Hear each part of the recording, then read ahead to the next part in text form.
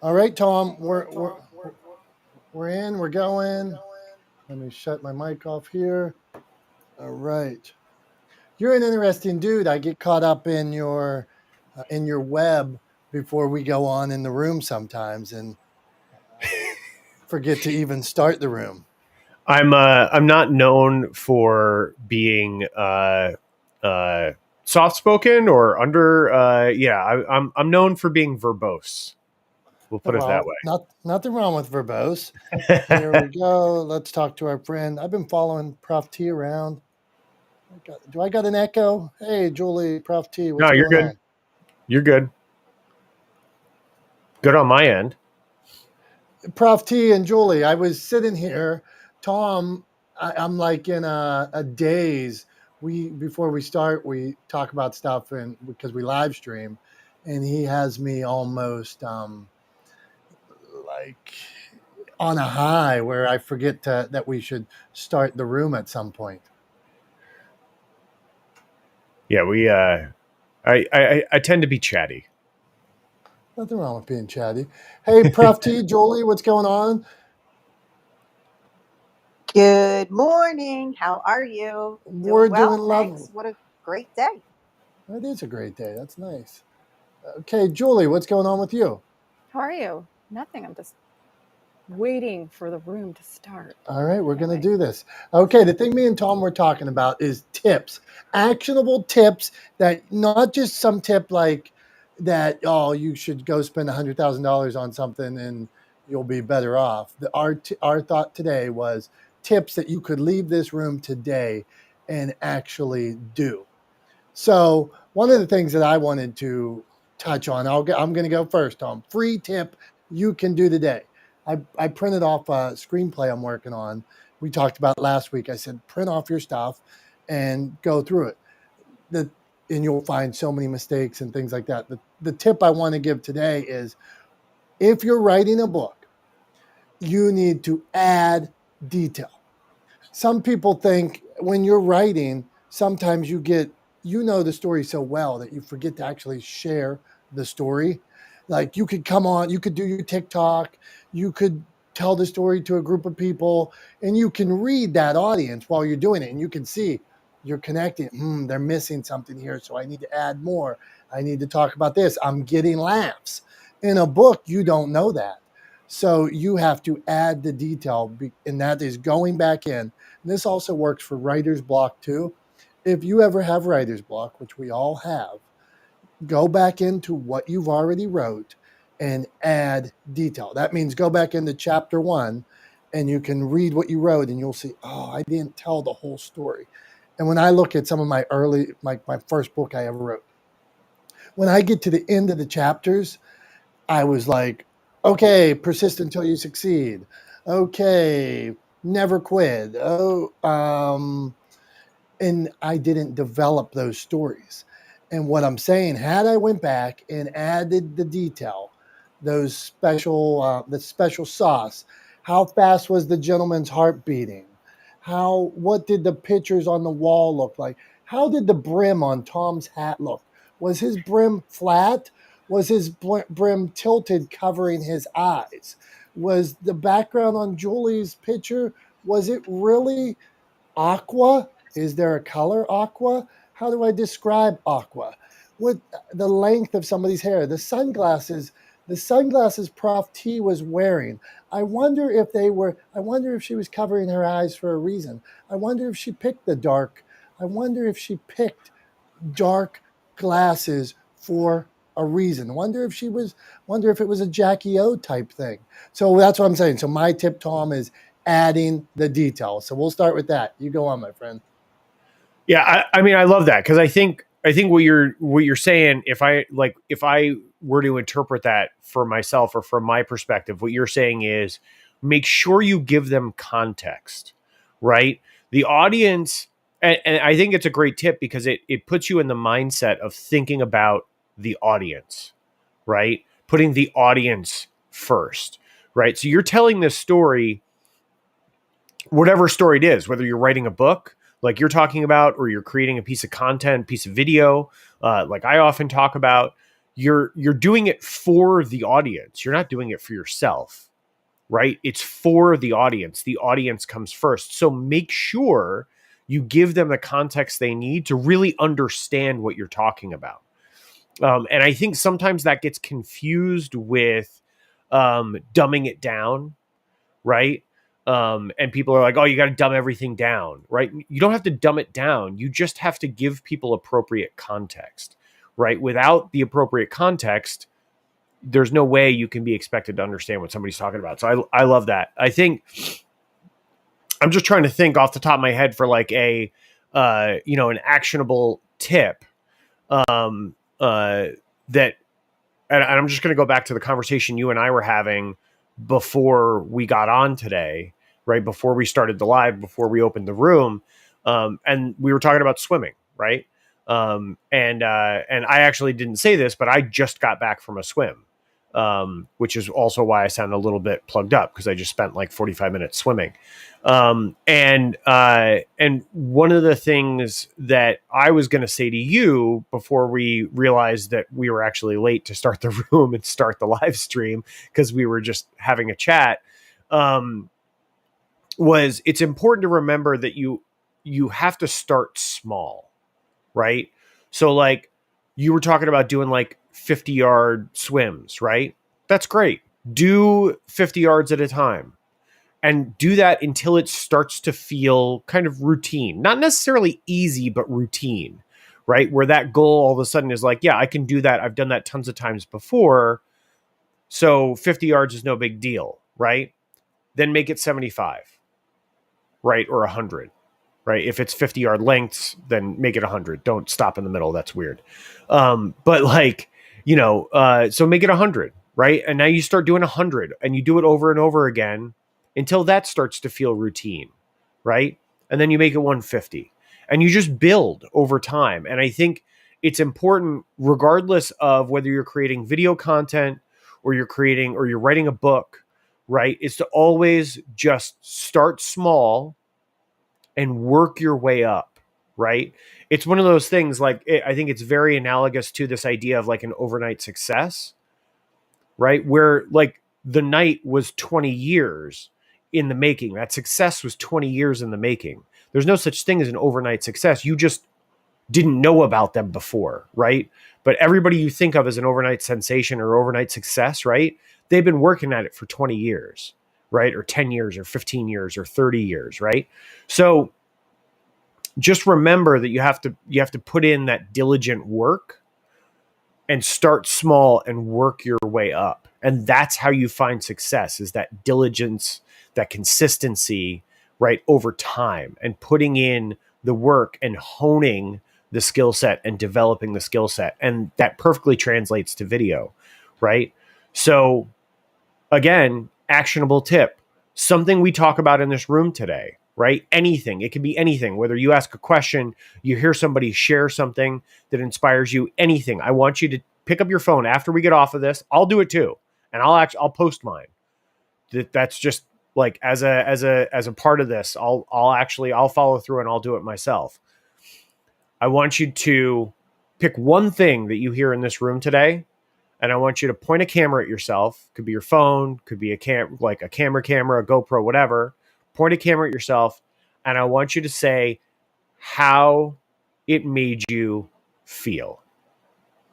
That's it. I just want you to share how something that happens in this room today made you feel.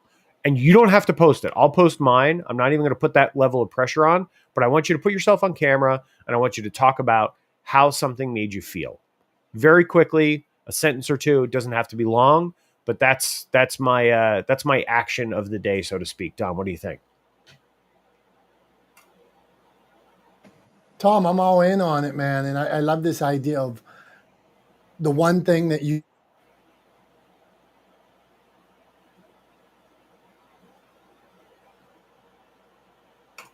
Oh, we lost you because somebody's calling you, Dom. I was like, what happened? Where'd he go? Did I cut out? Yeah. Okay. Well, anyway, I was just saying you could get off today and you can do one thing. What is that one thing? So people are always so afraid to start. Well, and this is a world I live in, I love this space of people being so afraid to start. Well, do one thing. Google what you are going. You don't have to write the book today. You don't have to write your first line of the book today. You don't have to know the topic. Google how to write a book. Google book covers. Start somewhere. Google you're going to run a race like Tom. Drink more water today for the first time. Do one thing that will help you improve where you're going. So let's get some more tips. What do you Oh, think? you know what, Dom? I'm going to make it even easier, right? Even easier. Here's what I'm going to ask everybody to do, right? I'm going to do it. If you want to do it, that would be great. Anybody else here up on stage with us, anybody else in the room, please do this. Here's what I want you to do. Get out the camera, point it at yourself, and I want you to say, just in a couple of sentences, how being on camera makes you feel. Right? How does pointing a camera at yourself make you feel? That's all I want you to say. You don't have to post it. If you want to share it, if you want to DM it to me, I would love that. That would be super cool. But you don't have to post it. You don't have to share it anywhere. I'm not going to put that level of pressure on. I'll share mine. But yeah, that's my actionable tip today. Do that. And then I think if you start doing things like that, again, those small steps, eventually you'll build up and get more comfortable and more confident on camera. So that's how I'm going to make it a little bit easier. And now I'll let you do what you do so well and actually get some other people a chance to speak here. Yeah, we stalled long enough, but okay. This room every Wednesday we do Clubhouse, podcasting, publishing, and social media. We talk all these things. Today we want to talk tips that you can do today. Tips that may not cost $100,000 or $10,000. I can leave this room and I can do one of these things, and it'll help me build my brand. It'll help me share my story. It'll help me become a better podcaster, a better writer. What's the one thing? So we appreciate everybody being here. We're thankful for our Prof T, our Julie, Felicia, Ching, Dominick, everybody down in the audience. If you want to come up, catch you down there. Jess, come on up. We'll get on. So Prof T, what's the one thing we can do today? What do you suggest? Hey, everybody, thanks. So just like one thing in general, like any one thing or are we talking specifically marketing yourself? I'm not. We are talking to make you a better clubhouser, a better podcaster, a better publisher, a better writer. It's that simple. We want somebody in this room to make sure that they leave here today. And if they're thinking about starting a podcast, or if they're thinking about writing a book, or maybe they've written 20 books and Prof T has a secret sauce that would help them, that's what we're looking for. All right. Well, I can tell you what helped me. I bought a little tripod on Amazon for like $20, $25. And I paid the $2.99 for expedited shipping, and I got it the same day. And it really gave me a lot of confidence to do a little bit of a better job on my social media, because I'm able to stand hands free. I'm able to stand back farther. And so that's my tip. Buy yourself a little tripod so that you can hold it while you're outside, or you can set it on a table. It goes up to, like 5 feet. It has a stand that just goes up. So listen, that's my tip for today. Go buy yourself a little tripod so that you can have hands free and that you can do a better job on your social media. It gives you a lot of confidence. Thanks. Prof T, back to you. Prof T, that was a spectacular one, and something that you might just dismiss or not even think about, but that's such an important thing. Have a tripod. I remember a few years ago I got a wireless mic, and I was able to plug it in at different spots so I could wear the lapel mic. And at the point I got the lapel mic and it hooked to the camera without a wire, I was able to not hold the camera for the first time, or not be within 3 feet of the camera. And it opened up a whole new world of content that I was able to create just by having that mic that wasn't connected to the phone, or the camera. So, okay, Prof T, excellent, good stuff. And if anybody has any questions on anything that comes up here, feel free to flash, that kind of thing. Julie, what do you got for us? Welcome, Julie. You had a great room last night. using your voice to make an impact. Very powerful stuff, Julie. So Thank you. I good work. appreciate it. It was a passion project for sure. So thank you guys for this room. I'm always happy to be here. Make sure everybody shares the room so we can build it for the Dom and Tom show. I guess what's on my mind, everyone gets intimidated by content. You know, they say content is king, consistency is queen. And you just sit there at the computer. You're like, what do I do? How do I create more content? I don't know how to write. I can't write. I can't write a blog. I can't do a newsletter. I can't do all this stuff. Well, good thing to know. And, you know, good thing that there is help out there, not meaning spending thousands and thousands of dollars on a ghostwriter. But a lot of times, something like plr.me, it's personal licensing rights. And it's basically a clearinghouse of anything you need for content already written, and then you can customize it to your own brand. So it's a little secret. I don't necessarily use it that much. For me, I write my own blogs and that sort of thing. But especially people who are really stuck, it's a great place to find pre-written blogs, pre-written articles, worksheets, courses, anything you need in terms of content. It's there, and it's not that expensive. It's like, I don't know, like $300 a year or something. So I just thought for anyone that is struggling with content or writing, it's kind of a nice place to start. Julie, back it up here. I Yeah. need to find out more about it. Back it So up. Back you it up. are suggesting Yeah. that there is a place where, let's say I was looking for an article on swimming or content creation or how to be a better public speaker, that there are Mhm. articles. And Mhm. then now somebody else wrote these articles. So are they credited or how does this Nope. work? It's all yours. It's personal licensing rights. So you make it your own. And then what I like it for is like freebies, giving away freebies. And you can get a full ebook. You can get, you know, it's just crazy how much stuff. Now, again, like, is it writing like Dom's writing? Probably not, but there's some good stuff in there, you know, and it's helpful if it takes that stress away. And it's at such a low price point. I mean, if anyone wants to try it, I can, you know, show you around, I have an account.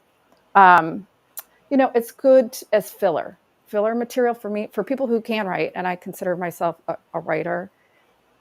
I don't need it, but it's good like filler. If you're like, oh my God, I'm going on vacation, I need to get a blog up, or I need to send out an email blast, or want to write an article. There's stuff on mindset, there's stuff on exercising, there's stuff on public speaking, money management, how to make money, how to be a leader, how to start a business. So it's just a little kind of secret weapon, if you will. It sounds like cheating, but it's not. If I wouldn't rely solely on it, I wouldn't publish. You can't actually, you can take a book and you can publish it and charge people for it if you want. I would never do that, but I mean, you can. Why not? You know, it becomes yours once you download it. It becomes yours. You make it yours. You put your name on it, your brand, colors, whatever. Just pedal away. Can I chime in on that? Yes, who's that? Sloan. Go on, Sloan. Sloan. Hi, good morning. Yeah, Julie, I'm familiar with that PLR, and the what's behind it is that people are creators, right? And they create a lot of content, and sometimes it just sits in their computer, and they're like, "Hey, I can make some money off of it. Let me just give it away to people on this platform." There's several PLR websites that you could go to where people load up things they've created and then they sell it for dirt cheap because it's better than just sitting in their own computer. And it's like Julie said, there's full courses, there's full books, there's on every topic imaginable. Now, of course, because there's so much, it's like a library.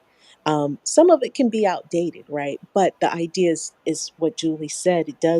Uh, it make you more creative. It gives you it connects you to maybe some thoughts and gets you generating your own ideas.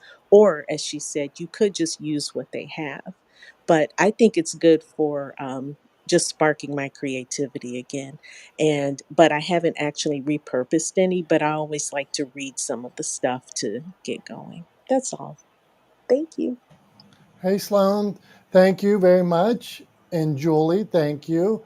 Tom, let's talk. Okay, we're going to do it again. I'm going to say this 1,000 times. This is the room where we talk Clubhouse, podcasting, publishing, and social media. We do it every week. We have a club. So if you want to join, you'll get extra pings and that kind of stuff.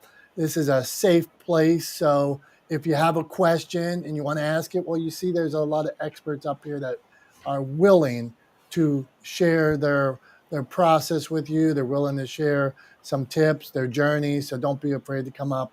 And if there's any nonsense, we'll just kick you off. But we like that. We like people have bios too, just so we know that we're not talking to bots and things like that. So we are going to meet Felicia because it's her birthday on Clubhouse, and then Jess. So Felicia, what kind of tip would you offer for us today? Good morning. For me, when it comes to writing, and that's kind of my sort of niche. I have a friend of mine, and we're actually working on Anchor FM to start our first podcast episode, and trying to nail down the particulars for that. Um, but as far as writing, my tip I would offer is that staying in the moment of your um, your point that you're trying to get across, or the foundation of what character you are trying to um, the character development that you're trying to display. Okay, so for example, if you are writing about a character, focusing on the main motivation that they have is the best way to help stay in the moment. Not so much with on the outline, or not so much on whatever whatever you thought you were going to write this person into to being, but staying in the motivation of, I just want to make this person feel X, or I want to lead with a sense of pride. I want to I, as the character, I want to display and show how hurt I am. So leading with the basis of why you're there, or if it's nonfiction, the basis of how it can help someone else. I find that when I focus in on the core of what I'm writing about, even if it's something like a young adult novel, which is what I'm working on now. It's the I'm just trying to figure it out. How do I get from point A to point B?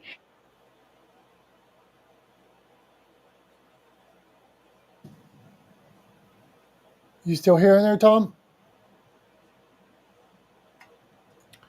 No, I think she looks like she got a phone call. I think she cut out. Sorry about that. There I was we just are. going to say, it just takes me a lot further than just focusing on like an outline, or like the research, or whatever you think your market likes, but focusing in on what you're actually trying to do and staying in that moment helps a lot with writing in general. Thank you. Felicia, I think that's a really good tip, and you started off saying about the characters, and I do think when you're writing characters, if you know that I have a guy right now on a project we're working on, and me and a guy go to a coffee shop and we work on this screenplay, and one of the characters' names is Trent, and Trent's always a jerk, and so in the screenplay, every time we say, what would the jerk do here? And then we'll laugh because like we pick something and we're like, and then it becomes easier throughout because we know this guy was supposed to be a man of poor character. And at any given time, he's always going to make the wrong choice. And so like Felicia, what you're saying is we know here's what he would do, and it helps us stay in that moment. So I agree, and I like the tip. Thank you. Jess blowing up all over the place. What kind of tip, and you can always ask a question too, but Jess, what kind of tip do you have for us today? A game-changing tip. One thing that we can do. We're gonna log off today, and I'm gonna go do it, and it's gonna save me money. It's gonna make me better. It's gonna double the quality of my message. What do you got for us? Good morning, Dom. No pressure either, right, Jess? Good morning, y'all. It's always great to be here. I guess for me, it's simple. It's what's your passion, and just let your passion be your message. Be strategic, and just always research, and just never compromise who you are. That's my tip. What do you think about that, Tom? Follow the passion. Never sacrifice who you are. Is that how she said it? Yeah, I think, and I think that's a good tip. I think I heard someone say that like passion beats what was it? I'm trying to think now. It was something along the lines of like passion beats experience or knowledge every time, right? And the idea is that if you're passionate about something, that passion will drive you to go further, to work harder, to do more, to dive deeper into a subject or a task than just knowing how to do it, right? Or then just knowing or just having the experience of having done it before. Passion is a much better motivator and a much better tool to use to get things done than knowledge or experience. So yeah, I 100% agree. Like always follow your passions, right? I mean that's why I'm here every week, right? That's why that's why I come every week, and I'm sure it is the same for you, Dom, and for all the other folks that are regulars here. You come back to this space every week because you're passionate about sharing and learning from each other, right? Sharing with other people and learning from them, and I'm super passionate about that, and that's why I'm here, right? So yeah, follow your passion when in doubt, and like it's one of those things. It sounds cliche and trite, but I 100% believe it's true. If you follow your passion, when it comes to your career path and the work that you do, follow your passion, the money will come. Right? If you follow your passion, you will work hard enough that the money will come. It sounds trite, but it's true. So yeah, that was kind of what I was thinking about what Jess was talking about there. So thanks for sharing that, man. Jess. And love this following the passion. I hope I live in this space. I worked 20 years after I went broke in the restaurant business. I worked 20 years in the corporate world, selling insurance, selling pharmaceuticals, and it wasn't for me, man. I was broke in my heart. I was lying to eat. I was lying to myself that I was comfortable there, but I did use it as a means to an end and barometer. But since then, I worked as a means to an end to get out so I could follow my passion. I had somebody on LinkedIn the other day. I posted something, and the guy said, he replied, "Dominick, do you ever work?" And it was something I was working and getting paid for. But it was something fun and things like that. But the comment was, "Do you work?" And I'm thinking, what the hell is he talking about? This is my work. It's just the work that I choose to do, and rather than be when I was stuck selling pharmaceuticals, and I made a nice living when I was selling pharmaceuticals, and I'd buy the doctor's lunches, and I hated it. It wasn't for me. I just wanted to get out and talk and hang out with people like you guys. So I'm thankful for you. Let's do this. Let's get some more tips, Tom. That's what we need to do. Okay. And anybody, you want to raise your hand? I'm struggling here. If you want to raise your hand and come up, I'm trying to push the button while I'm on this live stream here. And every time Tom has me on live stream, and every time I look at my phone to pull people up on stage, I look away from the camera, and I look like a real jerk on the camera because I'm always looking down at the phone. But I haven't figured that out because I'm not that smart. So, Ching, David, what do you want to say? We're going to go to David because he flashed a couple times, and then we're going to hit Ching. So, David, go on. Good morning, Tom, Dominick, Prof. T, Julie, and everyone else. Jess, I have a few tips.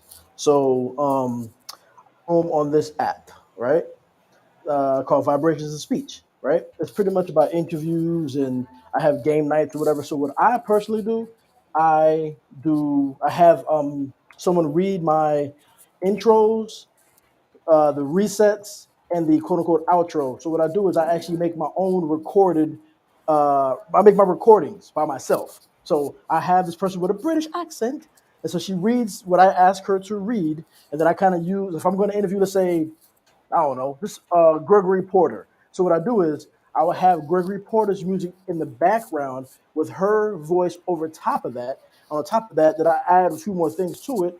So therefore, when the person hears their introduction, is not me just saying, "Hey, I have Julie on the stage." No, I pretty much have a level of production when it comes to my interview. So the person's like, "Oh my gosh, you made it." I'm like, "Yeah, I actually took my time. I did my research. I actually made this audio recording just for you. You know, you can't find this anywhere because I created this piece of artistry. I consider it for you specifically. So after my interviews, I send that to them as, hey, this is my gift of appreciation for you being here because you could be anywhere else in the world, but you're here talking to me right now. So I do that. And also, if you look at when you do the shares, right? So the shares is for everyone to see that's following you. So say for instance, right now I have an event that's coming up. I had an interview the other day, but I have an event for ladies only.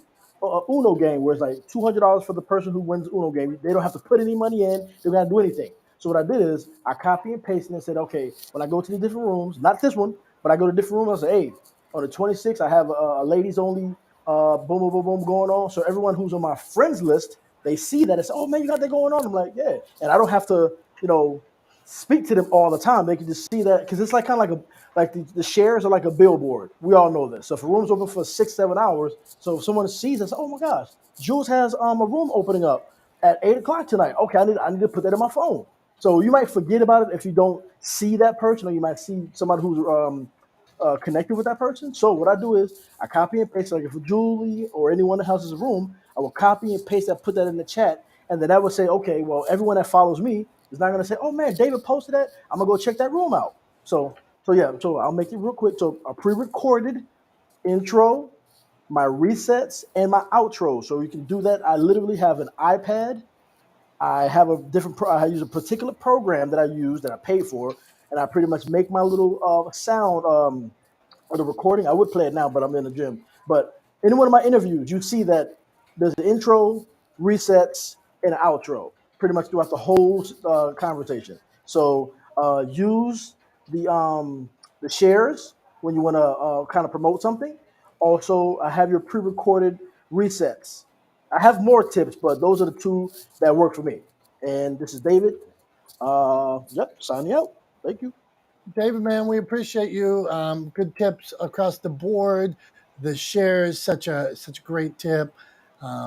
Pre-recorded stuff, even when you pre-record and you can reset throughout. So sometimes when you're Jolie, Prof T, Jess, so I wonder if you podcasters, if you want to chime in on this, but I always felt I hosted about 100 shows, and at points I had a commercial, or I did it for a nonprofit, and we just air their commercial in the middle, and it gave me time to um, reset a little bit and think about the next set of questions or something like that. So just wondered what your thoughts were on that. So I know my buddy Brian P. Swift, who has a show on Chicago radio, he has a set of commercials in there, and he can reset, gather his thoughts, that kind of thing. So, David, thank you. Oh, you're Julie, welcome. Jess, go on. David, what do you want to say? Oh, no, I'll say you're welcome. You're welcome. Sorry. Okay. All right. Then we are going to go to Ching. Ching, give us a tip. Ching's an expert with the camera, so I think the tip might be coming from that side of the world. Go on, Ching. Hey, Dominic. Good morning, everybody. Good evening, good afternoon, whatever you are. I really like your title. It sort of covers many areas of issues, podcasting, publishing, social media. And sometimes I feel overwhelmed by, having to remembering post on Facebook, Twitter, Instagram, now LinkedIn, and YouTube. you name it. So, but I think if you can probably just dedicate maybe one day a week, at least one day a week, say for instance Monday, okay, any day you want to, it's less busy of your day, then you say every Monday I'm gonna post on YouTube, right? I do Wednesdays and sometimes Sunday. I do a podcast slash live interview. So try to be consistent. I am very consistent. Pretty much every Wednesday, I do an interview to people who I think has things to share, we can learn from, or whoever she or he is doing some project like to promote their work. So like tonight, this afternoon, 5 p.m., I will interview a Clubhouse person I met. Her name is a little bit difficult for me to pronounce very well. Neehtima. So her last name is Dowdy. She created this things called very interesting. We are not dead yet. So she promotes women who are 40, 50, 60 years old. So I'm gonna pick her brain out. So my advice is advice for myself. Write down what you want to do, which my list can be very mile long. Every single day I have a mile long list. And then if I can accomplish top three, that'll be pretty good. Yeah. So tell you good news. I just did a LLC this morning, like 5 o'clock, because I always want to incorporate my business. You know, my business is media and music. I am a professional musician. Also, I teach music. So I just gave myself a name. It's called Studio Sun Ching. Has nothing to do with real my current brand.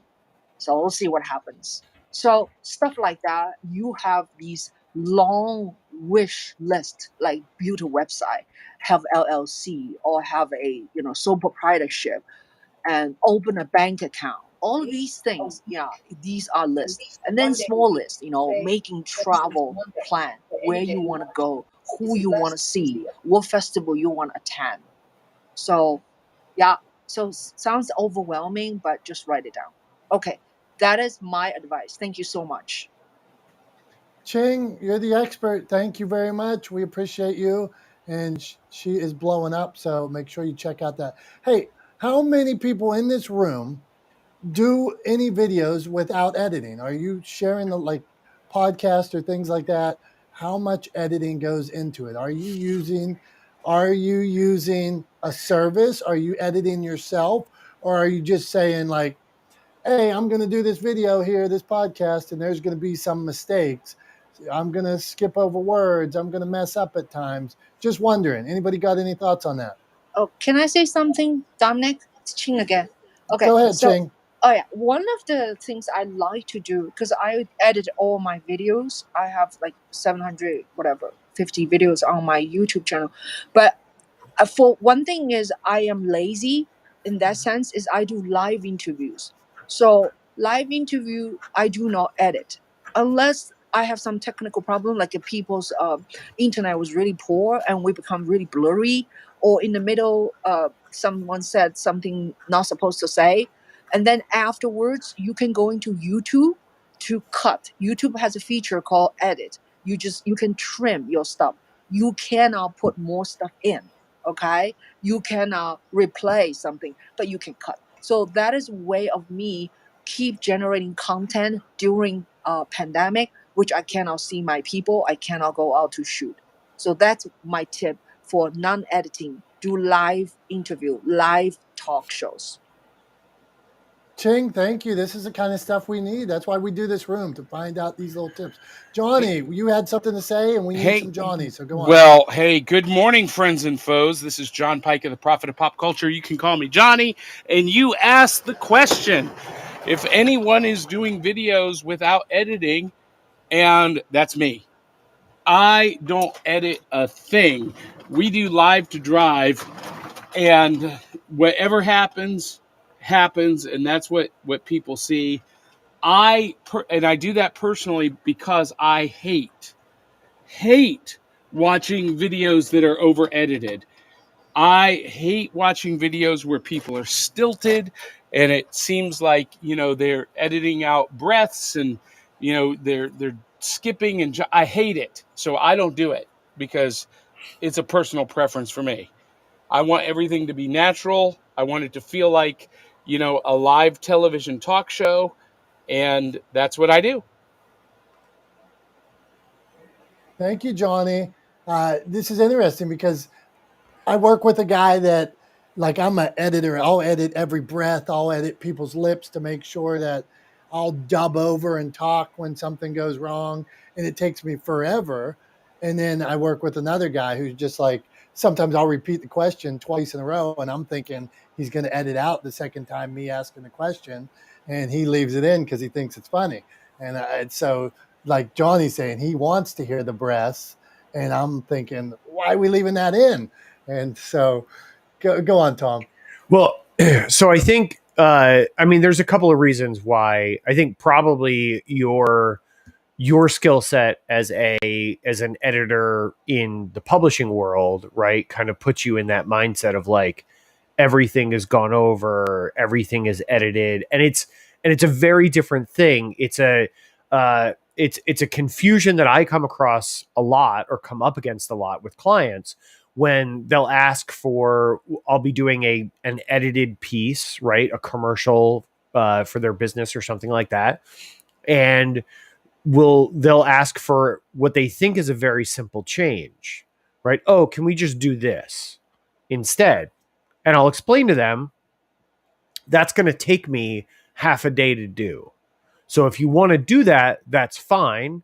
But usually the conversation is we can do that, although it's going to cost more because now we're adding on to the editing time and it's going to increase the cost of the project. But changes are not necessarily simple when it comes to video editing. Video editing is not text editing, right? It's not copy and paste, right? There's a ton of other elements that go into it, especially when you've got music on a piece and things like that. So, and I'm a big pet peeve of mine is I hate it when people just sort of like fade music out at the end of a video. That's like, it's so lazy. It drives me nuts. If you're going to put the effort in to put music under a piece of content, edit the music to match the piece of content, right? Like in terms of duration, right? And if you're a good editor, you can do that. And if you can't do that, then you should probably have somebody else do your editing for you when it comes to that kind of content. But I think for most content that most people produce for social media, it doesn't need to be edited, right? It doesn't need to be edited at all. And I think it actually is detrimental in a lot of cases to edit it because it removes, when you edit it, what you're doing is you're taking out all the things that you're being nitpicky about yourself on, right? So if you're on camera, you're cutting out little stumbles, you're cutting out places where you say, you're cutting out places where you use, I forget what yours was, Dom, but I say right all the time as I'm talking. So, and I almost just did it. Right there. So you're cutting out all those things that you don't like, but those are also all the little things, all the little, to do a callback here, all the little contextual clues that give the audience or the people consuming the content a sense of who you are. Those are the things that make you a human being, that make you a person, that make you imperfectly yourself. Right? And if you take all of those out, then people can't get a sense of who you are. And they can't relate to you. They can't empathize with you. And they'll never feel like they've gotten to know you. And at the end of the day, if you're creating content and putting it out on social media that does not give people the opportunity to get to know you, then you're doing it wrong. I'll land it there. And Tom, when you become a smash success and Saturday Night Live wants to imitate you, they have no idiosyncrasies to capitalize on. Perfect. Exactly. So when somebody on Saturday Night Live decides to do an impression of me for some unknown reason, they're going to have that right idiosyncrasy to follow up on, right? So and there I just did it. I can't help myself, but it's We who I are am. all going to be. We're going to make everybody self-conscious by the end of this room today. Prof T, go on. I know, right? I know, right? I say that all the time. I know, right? Hey, I have a quick question. Tom, great stuff. Um, I just have a question regarding music. So, say for instance, I'm doing a quick reel and or a little video right outside on my front lawn, and I want to put a song on. Are there rights to that? I mean, I'm not sure if it's legal, illegal. Do I have to get permission? Thank you. That's my question. Prof T from Philly, where it's not so chilly. Here you go. Yeah, if you're okay, so to answer the question, if you're using music in the app, right? So if you're posting a reel on Instagram and you're going through Instagram to select a song to put under that, first of all, I will give anybody who does that a pass on editing the music because you can't, right? So like pass all around. But yeah, you can do that all day long. But you can only post that on Instagram. If you download it, you'll notice there's no music, right? Because they only have the rights to use the music on their app on a reel that's on their app, right? If you want to, you can't just grab a song and put it under your video and upload it to Instagram. That is definitely a copyright violation. And you absolutely, at the very minimum, could get your content pulled. The next step from that would get your account suspended, and ultimately, if you ended up being somebody with a big audience, there's a good chance you could get sued for doing that. So yeah, so that's the tip is like you can't just pull any piece of music and put it under your reel, but if you're using music that's built into the app, you're good to go. If you want to use other music, there are tons of places to find either license-free music, or there are lots of websites and apps. If you just do a Google search, you can find places that you can pay to license music from, so you can use it on social media content, video content, etc. Hope that answers the question. Thank you. Perfect. Hey, Thank you. Prof T, I'll say I had about 6,000 organic followers on Twitter back in the day, and like motivation champs people that I had worked with, and I was using content from like TikTok on there or these other platforms, and all of a sudden I had like 100 and some claims against me at one time, and they froze my account, and I filed like the grievances and things like that, and I was locked out and had to start over from scratch. And was it worth it to use that music? Should I have known more? Yeah, because there was a lot of relationships and things like that that I lost by doing that. So somebody asked me the other day, I did a reel, and it was me and my dad biking, and the reel had Cats in the Cradle in the background. And somebody sent a message. They're like, well, till you get sued, that's great. And I was like, no. This is only, it's like exactly like Tom says, it's licensed on that app, and that's why I used Cats in the Cradle on that app. So, but if I was to take it somewhere else, I could risk like that already happened to me. So personally, I learned my lesson. Okay, we got more people to meet, more subjects to talk. Who's flashing? Jess, what do you want? Go on, Jess. You got that green dot. What do you have to say? I just actually this total off base, but Ching, I know of the person you were talking. I think you said her name was Niatima. If you have the ability, if you could ping me into that room, I would love to be there to support you and to support Niatima. I will put a link. It is I interview her on YouTube on my channel called Jewel Media. I'll pin it to the group chat. Is that okay? Okay, that sounds great. Thank you.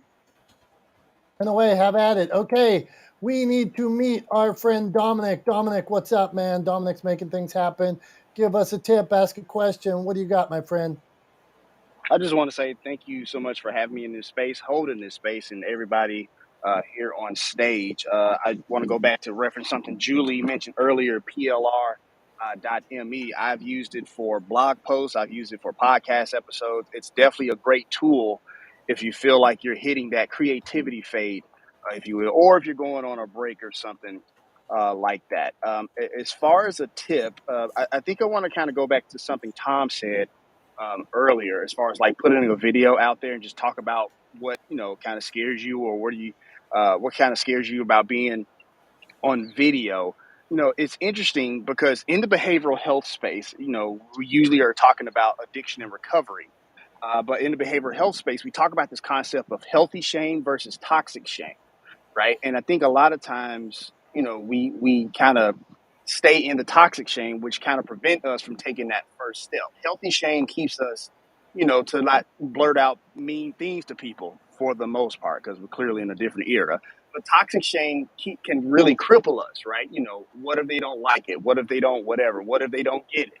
And so I think, it's interesting how when you put something out there, it's only awkward for like the first couple of minutes, whatever, right? Let's say you have an hour-long video you want to do. It's probably more often than not, it's usually only awkward for like the first minute or two. And then the rest of the 58, 57 minutes is just awesome. You're just having a conversation. And like sometimes that's where the best content comes out.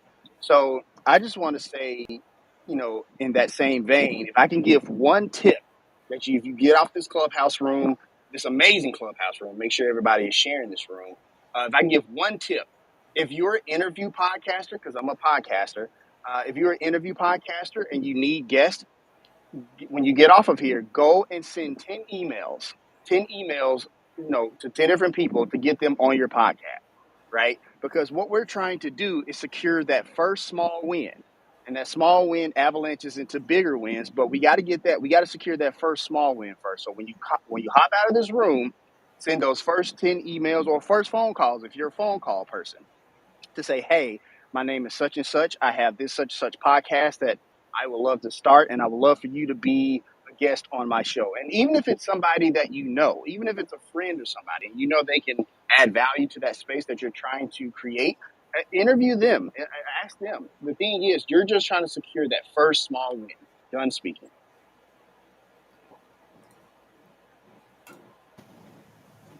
Go That on, was brilliant. Ching, go on, and then Tom, go on. I just want to say that was brilliant. Thank you. Yeah, that was awesome. Thanks, Dominic. Much appreciate that insight. And yeah, what I was saying before too, along those lines is I want, when I'm talking about that piece of content, I'm going to ask everybody to put out, which I will also put out today. I will post it. You'll see it on my Instagram. You'll see it on my TikTok. You'll see it on my Facebook Reels, etc. Later today. Is to point a camera at yourself and talk about how it makes you feel. It could make you feel great, right? And there should be no shame in sharing that. How it makes you feel having a camera pointed at you and talking to the camera. Does it feel awkward? Does it feel weird? Does it feel comfortable? Does it feel like home, right? For some people, it will. It feels really comfortable for me. I'll tell you that right now. I'm doing it as we speak because we're on Clubhouse, but we're also live streaming all over the freaking internet, right? And on like 14 platforms. So I'm just talking on camera right now. I've been on camera for 53 minutes, right, with Dom here, and we do this every Wednesday. So for me now, being on camera, between that and my training vlogs that today is going to be, when I do today's post, it's going to be the 121st video, right, in this series that I've been doing every day for 121 days now. I'm super comfortable being on camera, but it's because I haven't always been comfortable on camera. It's because I've done it so much. You get comfortable doing it, right? So it's just breaking that barrier, those small wins like Dominick's talking about. Do one and then do two. And then before you know it, you'll do 5. And then before you know it, you've done 10. And all of a sudden, it's an easy thing for you to be on camera, for you to have those wins in your life and in your business, whatever they may be. So yeah, small wins like lead to bigger wins 100% of the time. Hey, I wanted to go back to something Dominic touched on too, is when you are struggling to create, people all day long. This is probably one of the most. I would venture with my authors in a given week. I'm a publisher. That's what I do for business. In a given week, what should I talk about? What should I do a video about? When should I post? The number one thing that I think you need to do, rather than think about creating, everybody thinks creating's tough. Document what's going on. Like Tom on his journey, his bike riding journey. One of my buddies told me, I have multiple buddies that I don't even know Tom, told me they're watching the thing. They said, oh, did you see Tom the other day or this? And I watched it, and he's in his weird Catwoman suit the other day. So but he's consistent with it. He's doing it. And what I'm saying is, like today, if you're writing a book, my publisher told me I need to edit, snap picture. My publisher told me I need to do this. Thinking about ideas. I'm at Panera today, working on my book. I'm getting ready to jump in my car and drive here. The world wants to see the process through your eyes. Like Johnny down in Nashville, everything Johnny posts is interesting to me because I've never been to Nashville. I want to go to Nashville. I don't know about ghost tours. I don't know the things that he's doing. So it's interesting to me. Him just documenting ghost tour is interesting to me. If I'm going to film bikes and hikes, that's a show I do. If I'm going to film it on a rock in Pennsylvania that's 200 feet high at 2,600 feet elevation, me taking a picture from the top of the mountain while I'm there, this is where we're filming today. I'm not doing anything exciting. I'm not creating content. I'm just documenting what's going on. So I think you could lower the stress level by documenting rather than thinking, tomorrow I need to create this interesting video. Well, that'd be great, but you could also document what's going on. What say you, Tom, about Yeah, all how right. So angry I get about this? I have to respond first to the characterization of what I was wearing as a cat suit. So for anybody in the room who has an image of a 43-year-old man in a cat suit, get rid of it. Catwoman suit. Yes. Yeah, get rid of that image. Get rid of that image. Erase that image from your mind. That is not what I was wearing. If you want to follow me, I'll just do it. I'll turn this into a little self-promotion. If you want to follow me on Instagram, right, or follow me on TikTok, you can see exactly what I was wearing. I was wearing my tri-suit. It's my race suit, right? And it's the suit that most people wear when they race, especially long distance triathlon. And there's actually a couple of good reasons why. One is they dry. It's the one piece of clothing that you can wear through all three disciplines without having to change clothes, right? Which adds a lot of time. If you figure like, oh, you got to go swimming and then change clothes and get on a bike and go for a bike ride and then change clothes and go for a run, you're adding a lot of extra time. And when you're trying to finish something as quickly as you can, you want to cut out sort of that time. So you wear a triathlon suit.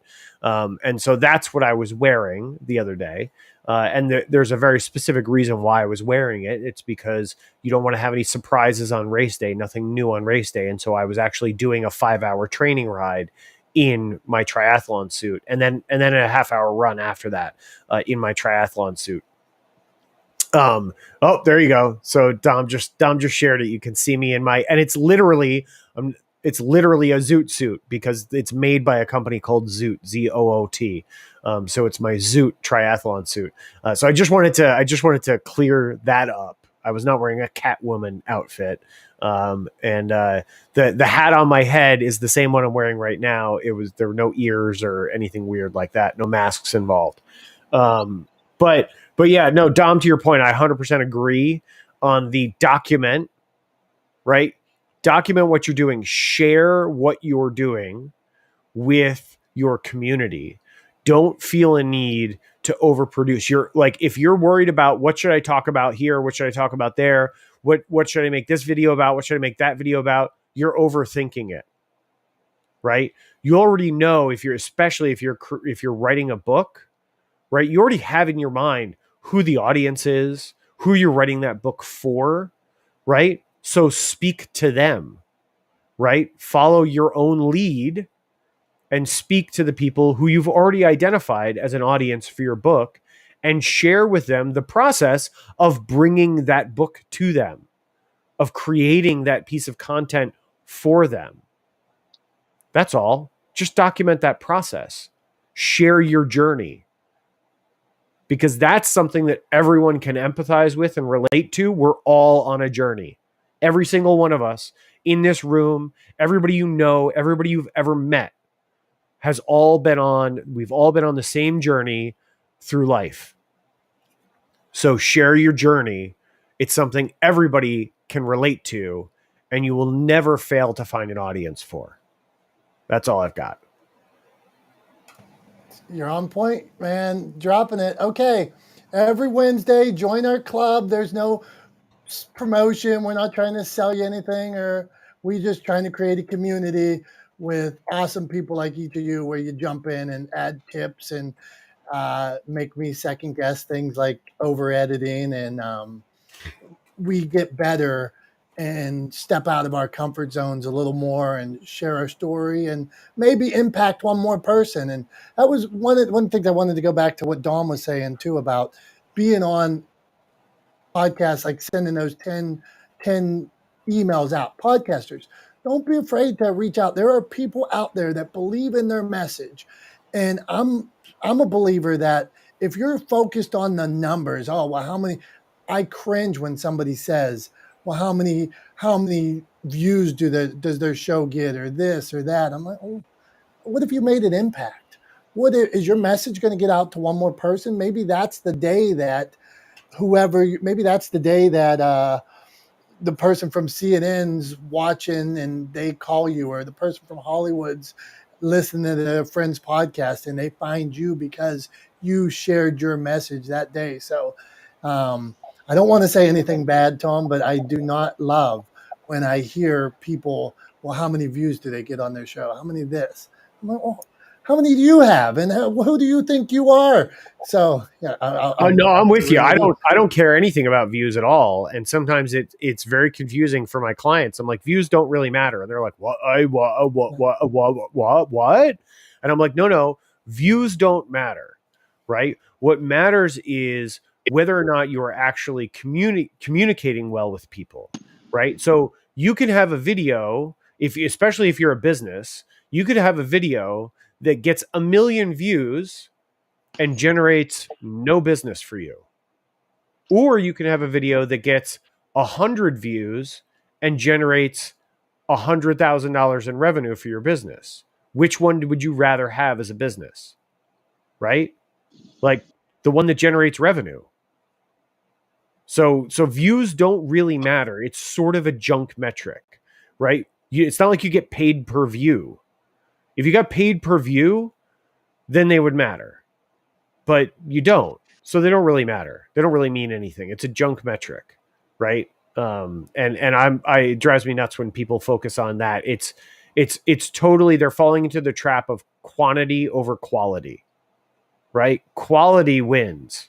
Quantity is just is a short-term goal, right? It's not a long-term sustainable goal. Quality over the long term is sustainable, right? Builds sustainable relationships, builds sustainable businesses, right? I could walk into a room and meet 100 people later today. Okay? I could walk into that room, meet 100 people. How many of those people am I going to be in touch with in 5 years? Right? Or I could go to an event and I could spend time getting to really know 1 or 2 people that I will likely stay in touch with over time. Which one's more valuable? To me personally, to me as a business owner, which one's more valuable? The 100 people that of whom none of whom I'm going to stay in touch with, or the 2 people that I will stay in communication with over time, that I've built a real relationship with?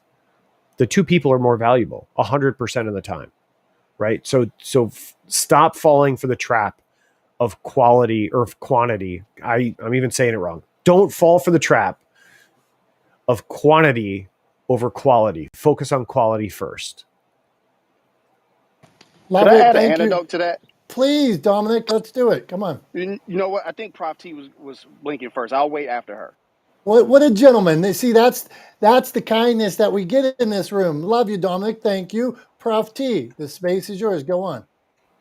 Oh, that was so kind. Chivalry is not dead. Thank you so much, and I appreciate that. Yeah, Tom, I was plotting. You're nailing it spot on. This is what I want to say. Sometimes I'm tempted to delete something that I've done, and I want to encourage everybody on here: don't delete it because it's you. You tried it. I mean, unless it's a significant flub, or I mean, you know the difference. But look, I've done things. I'm like, oh my gosh, my hair, or this, or my necklace is all mixed up, and don't delete anything because I found that it's bizarro, but like a year ago, maybe there's something that I'm seeing somebody liked, and then it generates a whole bunch of interest. So don't delete anything. Try the best you can. Leave it up there. Consistency is key. Thanks, Prof T. Thank you, Dominic. Hey, Prof T, and that the point. There's a good point to that too. Is let's say right now, my name's Dominick Domasky. I'm from Pittsburgh, Pennsylvania. If there's any, but there may be people in this room I've never met before today. Welcome. I appreciate you. Love to meet you. You may not know that I've been making YouTube videos for 5 years. You may not know that I've written 8 books or 7 books or whatever it is, and I do all these other things. But today, Prof T, by leaving that content up that we created 7, 8, 9 years ago, when somebody meets Prof T today, like Prof T, I found out how passionate you were about helping the police force the other day. And now I'm like, I want more. I'd like to know more about that. So it's very likely I might scroll through Prof T's other content looking to learn more about her passion. So don't delete that stuff because who knows? You created that content because it was valuable and it's still valuable. And you're going to meet new people all the time because you're out there hustling, doing your thing, connecting, networking. So, and then reshare it also. Okay. Angelica, it's been a while. I missed you, my friend. How you doing? She is consistent as shit. So hold on. What I mess up? Prop T, go on. I think Dominic, who deferred to me, I feel bad now. Thank you, Prof Yep, T. thanks, Dominic. Likewise, kindness. Okay. Our friend Dominic, you had something to say, then Angelica. It's all good. Really quickly. So Tom gave, he talked about views and stuff like that. Doesn't really matter. I could not champion that more, because and if you're a podcaster, download same way. I interviewed the co-founder of Netflix. Before I reached out to him, I had probably maybe 100 downloads per new episode, right, for the 30-day cycle. 100 downloads per 30 days. I reached out to him, was like, hey, this is what I'm doing. Talk about business entrepreneurship, trying to inspire new startup founders and stuff like that. And he was like, you know what? Let's do it. He did not care about downloads. He did not care about the subscriber list. We get that interview done, and it totally changed my life. And ironically, the views and the downloads came after that. So again, it bounds about the quality over the quantity. So I just wanted to champion what Tom said because I am living proof that is true. Done speaking. Love it, man. And think about being ready for that opportunity. Like each of us, like Tom was talking about, we talked about some overnight success. No, it wasn't overnight success. You worked your ass off for so long creating this opportunity. And now you got that opportunity. And when it came, you had already produced the content. You were ready. You were a well-oiled machine. So practice, practice, practice. Good job. Angelica, what's going on, my friend? Hey, oh my gosh, it's been like 8 months. It's crazy. I was like, I need to get back into Clubhouse. How are you, Dominic? I am doing good. I'm tan. My tan is sweet. I lowered my light in this room today, so I pride myself on my summer tan. So when people have goals, mine is to be tanner than Tom and anybody else this summer. So go on. I'm doing good. Thank you. Well, I just wanted to jump on here to kind of see what's happening, but also I agree with everybody with content and the numbers. I started podcasting about it's almost going to be 4 years, published over 750 episodes, interviewed over 500 professionals, and it's always been a journey. I feel like when I mentor podcasters now, it's not thinking about the money and the monetization and making millions and everything. And I want to be like the Joe Rogan and everything. So I always tell them, you know what, you have to enjoy your passion, the journey. You have to like it because when I mentor some podcasters, they're like, all right, I did my first episode. And then 10 episodes later, they're like, I can't do it. And they're asking me, well, how do I do it? Well, how passionate are you? So, removing that, the money making and everything, which, let's be honest here, who's been doing it for a while, we don't make much money unless we've got a business or something that we're promoting. You have to enjoy the journey, celebrate the little milestones and the goals, because when you celebrate those little milestones, you realize how much you are given back to you. It's a long journey, it's a long process. I'm still doing it all, the marketing, the social media, the emailing guests, the editing. I'm still doing it all with a full-time career. My side business just blew up this past year.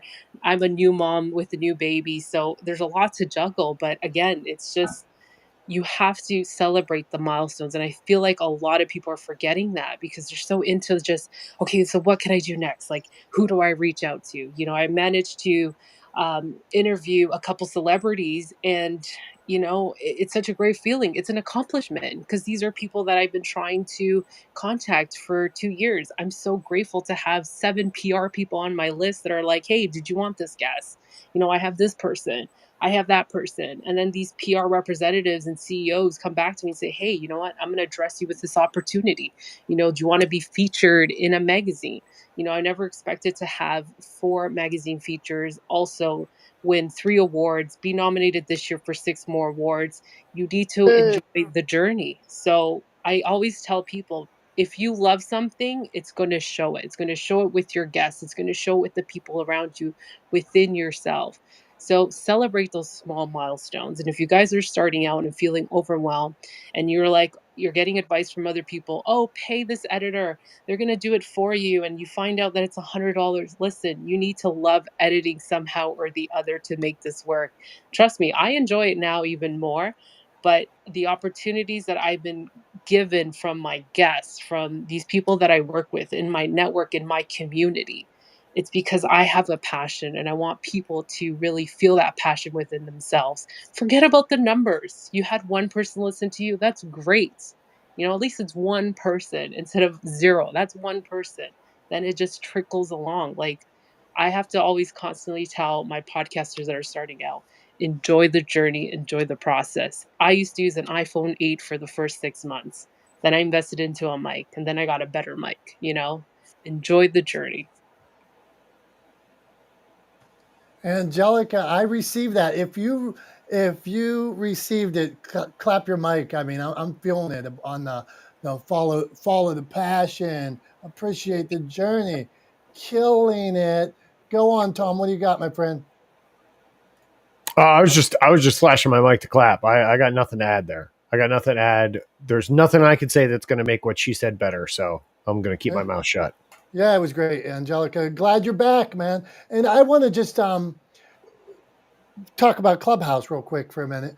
You see, in this room, like today, there's been 100 people through, whatever. But if you want to practice your message, if you have a message you believe in, Clubhouse is a great place to get on, meet new people, network, and practice. You can get on and you can try. Like one day, I have my normal elevator pitch.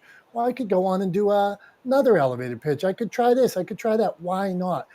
What in your world, if you could share your message, like we talked about views, if you could share your message to one person, 2 people, 10 people, why wouldn't you do it? If you could start out, if you told me that I could help one person or I could change one life, you would take that every time. But then we get so caught up in the views and things like that. But Clubhouse is a great place for meeting, connecting. Our friend producer Jimmy, she told me, or she says in her room, make sure you connect right, connect left, up, down. She calls it Brady Bunch style. We're like the brothers and the sisters, and Johnny's Alice in the middle right now. Was Alice in the middle on the Brady Bunch? I don't remember that. But who remembers who was in the middle on the Brady Bunch? It was Alice. Okay, Johnny, you are Alice right now. You're in the middle. But make sure you connect, DM people, get on their shows. We're all in this room for a reason today. Maybe it's to learn one tip. Maybe it's to think about documenting or creating. Maybe it's like to send those 10 emails. Maybe it's to whatever tip. Maybe it's start small. Who knows? But figure out what that reason is and make it happen. All right. We are, let's see, reset. I'm pulling the screen down. Okay, there's Ching, Felicia. Johnny's not in the middle like Alice anymore. Oh, man. Okay, so now we are going to meet Maria. I've met Maria before. I think I watched some of Maria's videos as well. Clubhouse, podcasting, publishing, and social media. That's the room. You can follow the club too. Maria, what's going on? What kind of tip you got for us today? Or you got a question? Go on.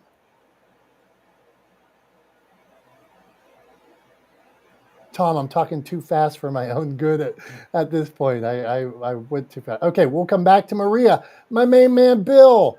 Bill, brother Bill, how are you doing, man? What's My up? What's up? I my am my mostly soul is just. lifted. How you doing, man? Go on. Sorry. Wait, you're what? What My lifted? my soul seeing you, man, like that tree on What? your hand there. I watch your Oh, videos man. too. Go on, You man. know, I often say that I am often overestimated and underestimated, and almost nobody gets it just right. But you're overestimating me right now, and I appreciate it.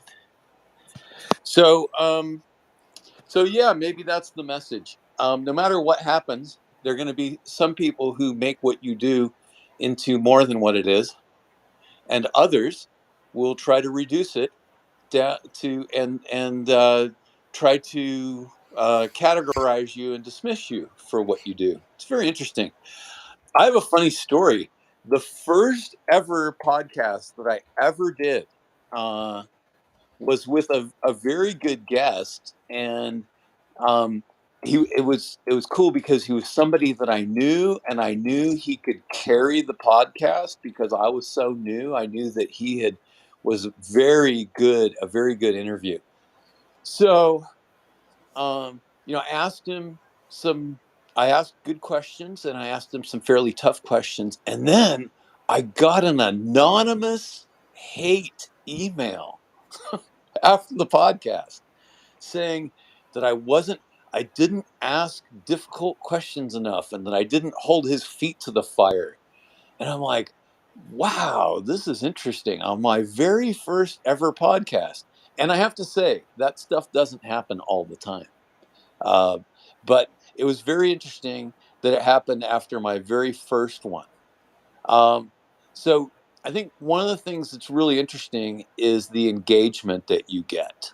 And it's really important when people do respond that you realize that those are your ultimate true potential followers, your tribe. So it's really important to listen carefully to them and respond really well, because they represent other people who are, waiting in the shadows, who may also then reach out to you later as well.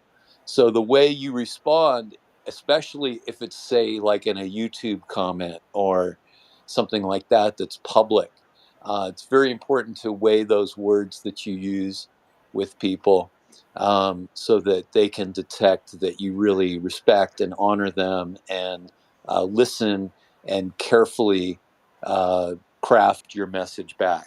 So I think that's all I have. I'm gonna stop there.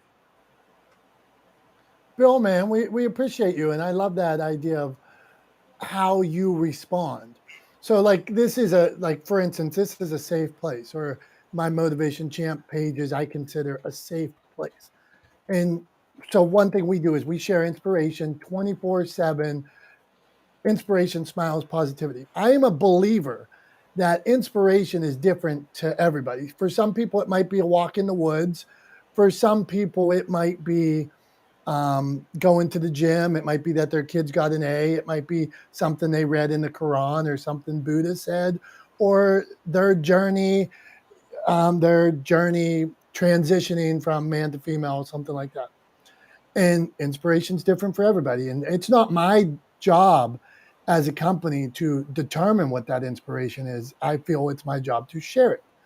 And so there's been times where you get you get hate for all kinds of different reasons, Bill. You know that. Whether it's who I'm teamed up with at this time or that time, or sharing. So at one point, somebody reached out on one of my pages and they were mad at me and they were leaving my page because of somebody that was transitioning shared. They were proud of their journey, and I just reached out to them. I said, well, On this page, I don't make that distinction, and it's inspiration for them. I would gladly shake your hand someday and say best wishes to you, but I'm not taking that piece of content down. And that's where I stood. And so, like Bill's saying, so they can judge me whatever they want, but in this case, I stand behind this. I stand behind this person. Maybe they're a friend of mine. Maybe they've had my back. Maybe whatever. Maybe, but it's inspiration, and so that's where my distinction comes. And I hope, Bill, that I responded to that person in a way that they'd think, well, I don't like what he did there, but he's a stand-up guy that had the guts to contact me and say, here's his reasoning for it. So, and I would encourage each of you to stand up for what you believe in, right? Stand up, take a stand. Go on, Bill. You wanted to say Yeah, something? I love that, and I wanted to respond to that briefly. Please. There will be times though that you kind of have to put your foot down, because I sometimes you get people who think that they can engage you in a continuous back and forth, and you end up in this kind of this regressive argumentative thing. Well, what about this? What about that? What about that? Oh, you said this, that sounds wrong. I mean, and they start picking apart your language. That's when I go, hey, thank you for spending the time, but I really have to get on with some other things here. So, I don't have time for this thread to go on, 12 deep or whatever it is. And sometimes I even offer, hey, can we get on the phone? Do you want to, let's get on the phone. I'll give you 20 minutes of my time. Let's go all the way through this thing, but then we're going to put it to bed. So every once in a while you meet people like that, and you do have to set some limits on what you're going to accept. And I'll stop there. Thank you, Bill. And for each of you, the more you put yourself out there, every author, every podcaster, every storyteller, the more you put yourself out there, this kind of stuff is going to happen. It comes with the territory. Sometimes my children, my daughter might talk about being at playing sports and the teams, the other schools like booing them and things like that. And I think about like the greatest athletes in the world. The greatest athletes in the world, when they go into an opposing arena, 100,000 people or 50,000 people boo them. They hate them. They despise them. But when you get to these highest levels, that's what's going to happen. So it goes with the territory. When you get some haters or you get some people that misunderstand your message, just know that that's coming. Don't sweat it. Believe in yourself and just keep on going. Okay, we are going to meet. I'm going to butcher this, and I'm apologize in advance. Vauban. That's what I think it is. I manufacture. Vauban. Vauban. Okay, I shouldn't have butchered that. Vauban, give us a tip, ask a question. Go on. All right, thanks for inviting me up. Just real quick, I've been doing a podcast for 8 years running. It'll be 9 years Christmas Eve this year. I go for, as far as numbers, I go for what I would call like very high quality, 20 people max. That's it. I use my podcast to develop offline intentional communities. So we'll buy a few acres of land, and then I teach the people how to build their own house without any bank financing. And that yields a pretty good return on my end. So that's how I use my podcast. I look for quality, because I can remember 20 names, but I'm not going to remember 100. Well, I might remember 100, but I'm not going to remember 1,000 names or whatever. So for me, relationships, that's where it's at. So I'll land my plane there. Love that. And love that you mentioned the idea of building community, right? Because that's what I think is really the sustainable future for businesses, is to build communities around your brand, right? Because communities are self-supporting, and they are a long-term solution to building a business that will flourish, rather than the sort of the common model that a lot of businesses default to, which is try to get revenue as fast and as high as, like, try to get revenue as high as quickly as possible, right? Drive profit above all else. That's good for short-term income, good for short-term revenue and wealth generation, but not good for long-term business development. So love that you talked about building communities, because yeah, I think communities 100%. I mean, that's what I'm all about. That's what my professional approach to content development for my clients is all about. It's all about building community, and leading with value. Yeah, so love that. Thanks for sharing that. Next up, moving along down the list here, the folks up on stage, we got Ibrahim. Ibrahim is looking dapper in his suit and bow tie. So Ibrahim, why don't you share a tip with us today? That's what we're doing, is sharing tips, action items, things that people can do today to improve their lives personally, professionally. What do you got for us? Sure, Tom. Thank you so much. And just before I share, Angelica, I liked your share about being passionate Oh, about what we do. Ibrahim, I'm having a real hard time hearing you, buddy. I don't know if your connection is no good. Hear me now? You're Can you hear me? you're there, but you're super faint. It sounds like you're 100 miles away. Is anybody? Oh, see if he comes back up. There he goes. That I Can you think hear you're. me now? Yep, there you are, buddy. All right, so land Okay. this. All right, great. I have a meeting at 11, so I'm so glad I can share something. I was just saying that, Angelica, I so enjoyed part of your share about being passionate about what we do and celebrating the small wins or small milestones. So a few weeks ago, my wife was celebrating her wins and she was just so excited about her program and building her channel on Instagram. And all of a sudden, she called me. I was driving and she said that her account has got hacked. And so my question for each and every one of us here today is that as we build in our channel, as we invest in so much time and energy to build our channel, how are we securing it? You know, I pulled over, I tried to help my wife, and her account was completely locked out.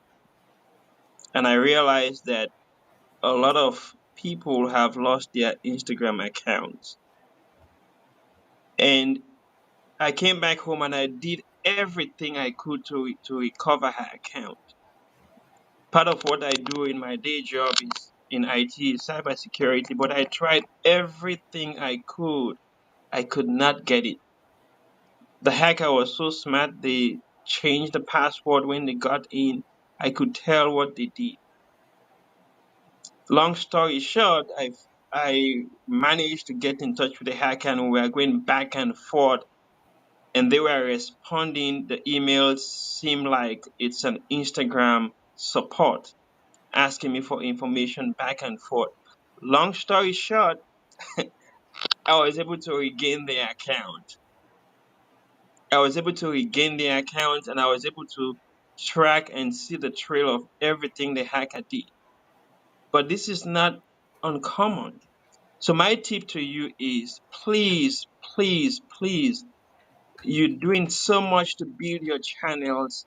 If you have not yet activated two-factor authentication on all of your online accounts, whether it's your business email, whether it's your Instagram or Facebook, it's extremely important that you enable two-factor authentication. One of the things that the hacker did when they logged into my wife's account was that they enabled two-factor authentication with the app.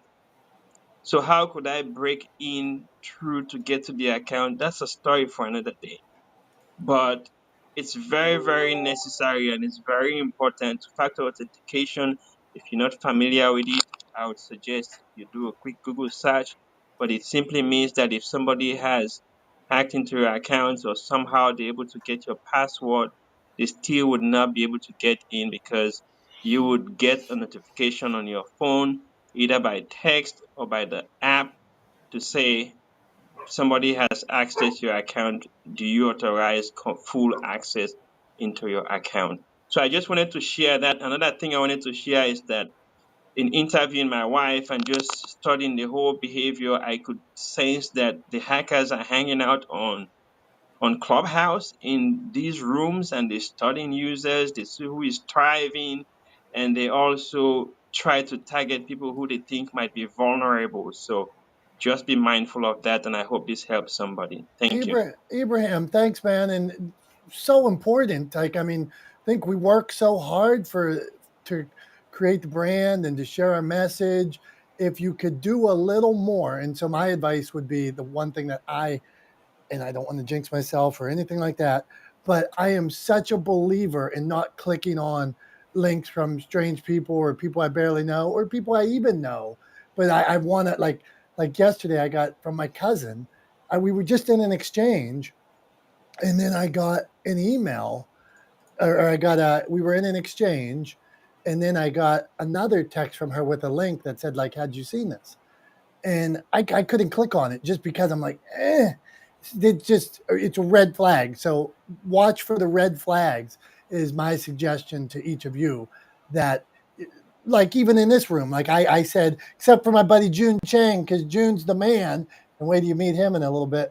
But I like people to have bios. So because you start to go down this slippery slope, that's I'm just trying to protect myself as many ways as I can. The other thing, since Ibrahim got us started, is those games where you can give all your answers and things like this.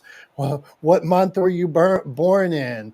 What's your favorite color car? What's this? A lot of those games that you're answering you're answering all your security questions, and they're pulling you into what like the clickbait pulls you down and down and down, where you're giving more information and more information. Watch out. Okay, we are you got us worked up here, Ibrahim, so thank you. Okay, the way my order goes is our friend Dr. Tachi, we're sharing tips, and we're going to meet Lois and my friend Deshawn. So Dr. Tachi's always got good tips. Dr. Tachi, and she always looks good too. Dr. Tachi, go on. How is everyone? Thank you so much for bringing me up here.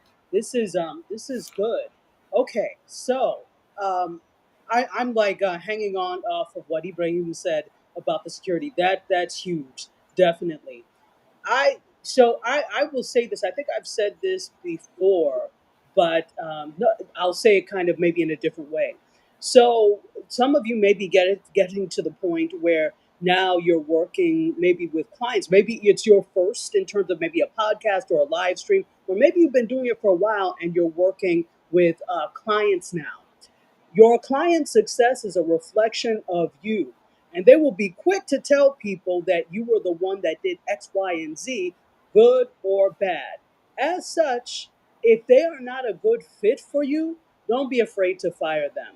And it doesn't mean that they're not a good person, that they don't have a good podcast or don't have a good live stream, but it just may be some things that are not aligning with what you do. So, for example, if you have a client who will is constantly in the habit of giving you things like 2 days before they go live or one day and they've had all month, that's going to put you in jeopardy maybe for some other things that you have to do in addition to you may not be able to produce your best work.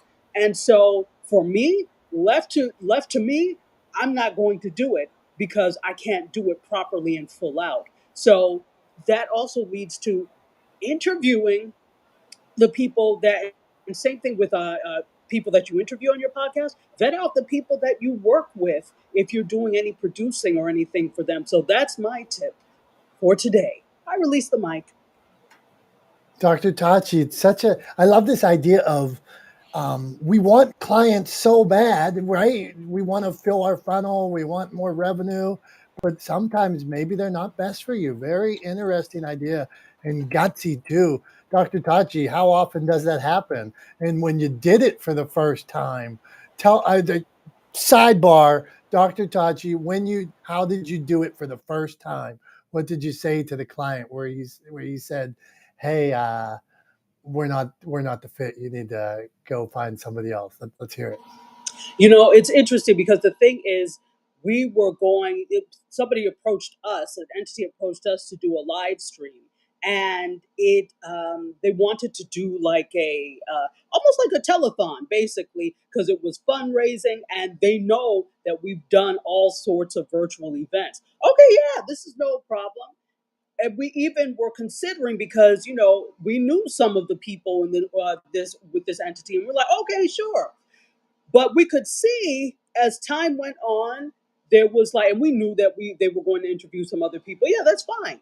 But I could see as time went on, they were asking about price, and I could tell right away when they were like, okay, well, what else does it include? And sometimes when you give people a laundry list of what you do, what they'll turn around and do is say, okay, well, we don't need this, so you can lower the price. It's like, no, I'm sorry, which this comes with it. So even if you don't want it, you're going to get charged for it. So it was just little things that we could see that this was going to be a very difficult situation to work with. So I called the point person and I said, you know what? This is taking entirely too long. We understand that you need to vet out some other people per your policies, but we also, you came to us at the last minute and we are trying to accommodate you, but we also have other clients. And at this point, it's entirely too late. So you may want to go with one of your other choices, but that does not preclude us from working with you in the future. And so the person went back and told them. And of course, she came back and told me, they're like, oh, we were going to pick her. I was like, well, that was something that a bull we dodged. So sometimes you have to. I picked up on the signs that this was going to be a very difficult situation. Just listen to the language. If there's a lot of back and forth over minutia, that's a red flag. Sometimes you just have to let it go. If it's going to ruin your peace, whatever. Even if you pay me $200, $200,000, 200 million, that's not worth my peace. Well, maybe 200 million, but anyway, it's not worth my peace. So that's how I did it, listening to the signs of that it was going to be a difficult situation, and then suggesting that they went with another option. Thank you, Dr. Tachi. Well said, well stated, and um, a good lesson for each of us to keep in our memory bank when you're dealing with that client that's overstepping their boundaries and pushing you and making you uncomfortable. Somebody told me the other day about following your intuition. And they said, we have this intuition, use it. And for whatever, they said it could be in a case of a client, it could be in case of safety or whatever, but follow that intuition. Okay, Lois. Okay, we're going to meet Lois, Deshaun, and June. Lois, what kind of tip would you have for us today? How have you been?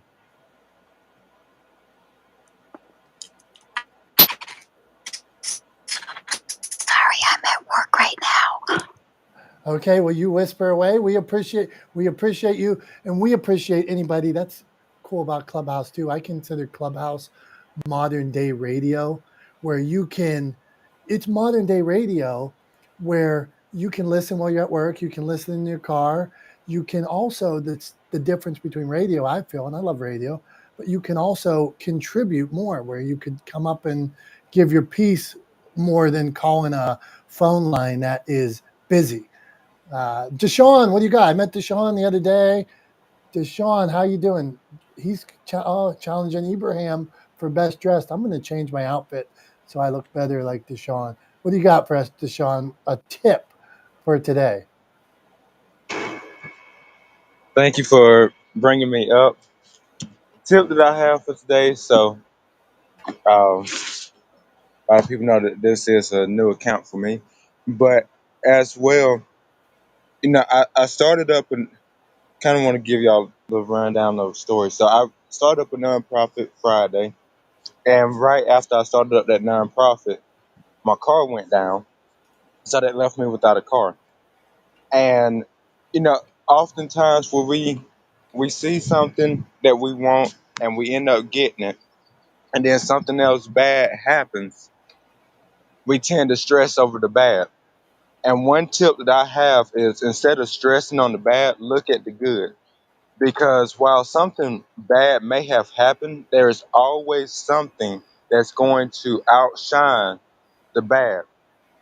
And what I mean is, you can have a million things go wrong, but if you had one thing that went right, that you were passionate about, that you are passionate about, it will always outshine and outbrighten all of the bad that ever happened. And that's one thing that we need to start focusing on, is making sure that we don't allow the bad things to ruin our entire day. Because it may be a bad moment, but it doesn't make it a bad life. So that's kind of my one tip for today. I'm Deshaun, and I'm going to land my plane. Deshaun, I'm feeling it, man. And I'll tell you, I know sometimes in this room we go super fast and we'll we try to move from one subject to another, get a lot of people on, cover as many points as we can. And when you started the story about the car breaking down, I was thinking to myself, uh-oh, where's he going with this? And that was, man, like you nailed it, Comeback City, and the message. Think about that one thing that goes right. Those little wins. So I'm feeling it, Tom. What do you think? And we're on our way to meet June. Wait do you meet June here? So Yeah, man. I mean, I agree with you. I agree with Deshaun too. I think at the end of the day, you know, one event we can never allow one event to determine sort of the entirety of who we are and what we do, right? So yeah, we all have bad days, right? But just because you have a bad day or a bad event, or something bad happens to you or someone you care about, doesn't mean that everything is bad, right? And it's super important to remember that we all have bad days. We're imperfect. We all stumble. We all fall down. What's most important is not that you fall down or that you stumble, but that you get back up again and keep moving forward. So yeah, 100% agree with Deshaun. Just wanted to throw that in before we go to June, who's up next, right? let's give them a formal. And back to the Deshaun thing, like our failures, they may scar. Each of us has scars.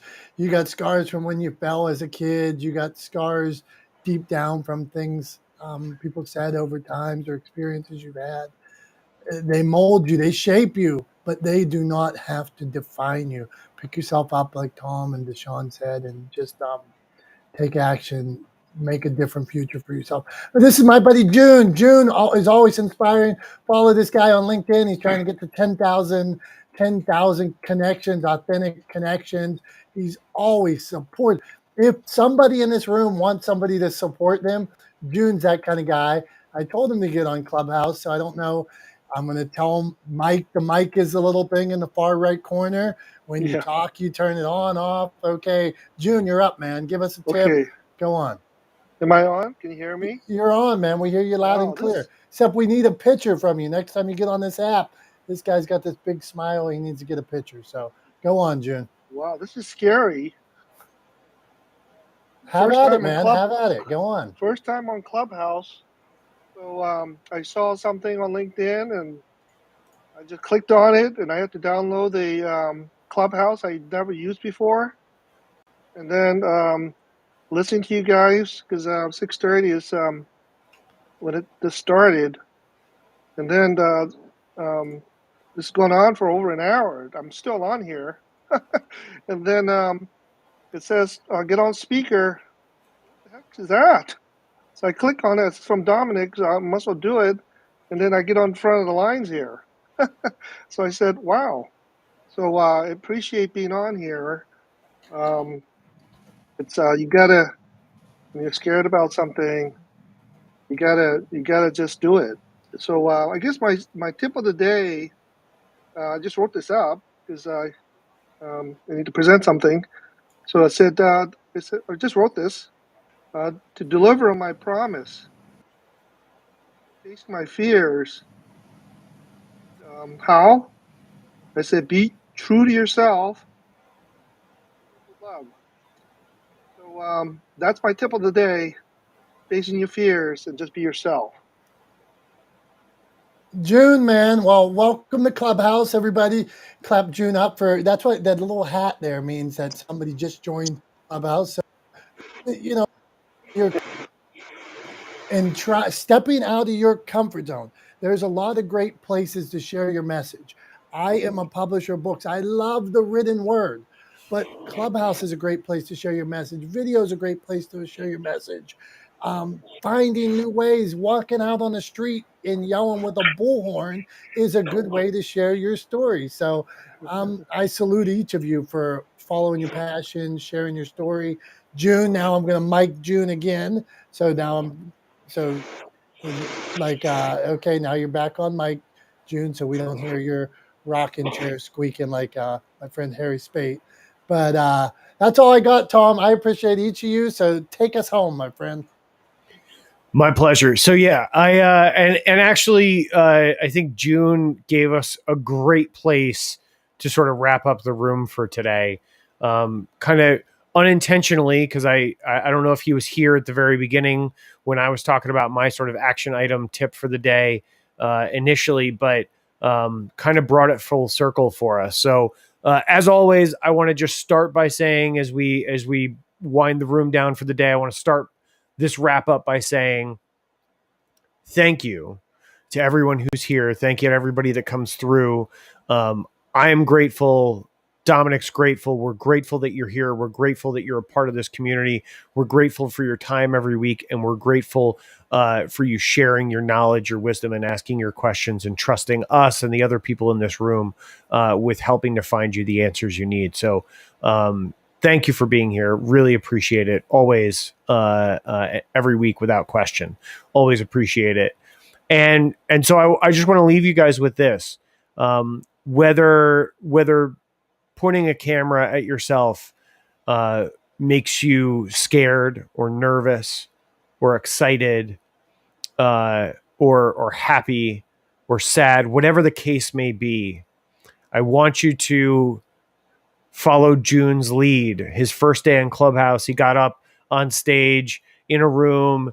We've had, right now we've got 25 people in here. We've had 156 people come through here while we've been in this room today. So he got up on stage, very first day in Clubhouse, totally unfamiliar with the app, not really sure what was going on, and faced his fear of speaking in front of people and did it anyway. And so I'm going to ask everybody to continue that idea today, to continue that facing your fears or facing things that make you uncomfortable, doing things that make you uncomfortable. And as I promised, I will put a piece of content out today myself to put my money where my mouth is, right? I'm going to point a camera at myself a little bit later on today and talk about how being on camera makes me feel. Just quickly, I'm going to probably do it in less than a minute, and I'm going to ask that everybody else here do the same thing. You don't have to post it like I'm going to post mine, but just point a camera at yourself and talk about how it makes you feel. Because here's the real reason for it, right? What I hope it will do for you is it will create the opportunity for you to be vulnerable on camera, right? To be vulnerable in front of your audience and in front of your community. And if you think about the people you follow, the people you listen to, the people you appreciate the most, right?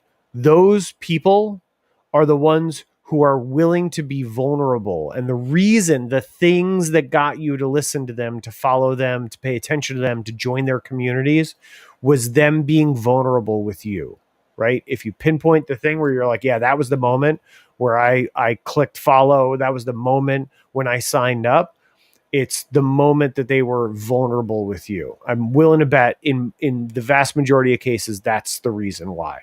So be vulnerable with your community, be vulnerable with your audience, be relentlessly authentic and allow them to see you for who you are. And you will grow a community by doing that. I promise it'll work, right? Because that's how we work as human beings. That's how we connect as human beings, right? So don't reinvent the wheel. Don't reinvent the wheel. Don't overthink it. Don't worry about what you should do. Just be yourself, be vulnerable, be authentic, and communicate with your community like they're other human beings, because they are. So that's all I got for today. Make those videos. If you want to DM them to me, please do so. Ching, I saw your DM. I will get back to you right after this, I promise. But yeah, DM your videos to me. If you want to DM them, if you want to share them that way, that's great. If you want to post them, tag me in the post. Tag Dom and I. That would be super awesome if anybody does that. And I will post mine later today, I promise. And that's all I got. So we'll go ahead and wrap the room up. Dom's giving me the thumbs up. I think That's he's it. We've had enough. It's time. Yeah. Thank you, everybody. We'll see you. 3, 2, 1. We're out. We're out.